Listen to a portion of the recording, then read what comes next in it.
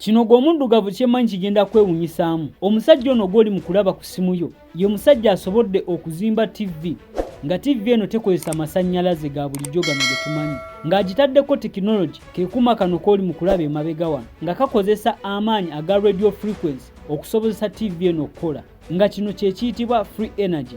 Omusajja ono akoze ebintu eby'enjawulo, nga kuno kwe kuli generator, era nga generator eno esobola okusappulayinga amaka agawerako 3 omulundi ogumu, ng'era generator eno naye ekozesa amaanyi gano aga radio frequency, nga teweetaaga kutambuza waya okuziteeka mu nnyumba yo, wabula ekozesa ono free energy okusobola okutuusa amasannyalaze mu mayumba g'abantu.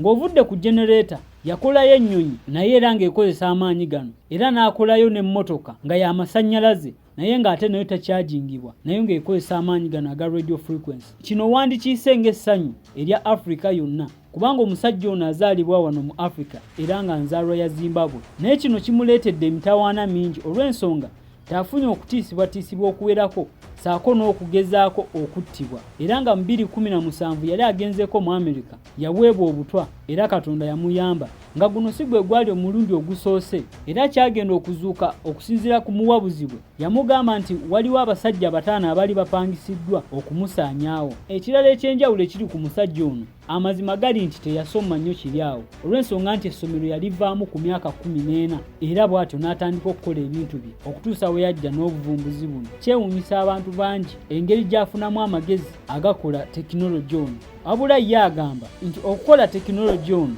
Katonda yamuyambako, nti amagezi agafuna nga yeebasa aba yeebase n'aloota n'atandika okukola. Olwaleero bye byenkufunidde, nkwebaza olw'obudde bw'owaayo okulaba videos zenteekayo. Kwagaliza ekiseera ekirungi.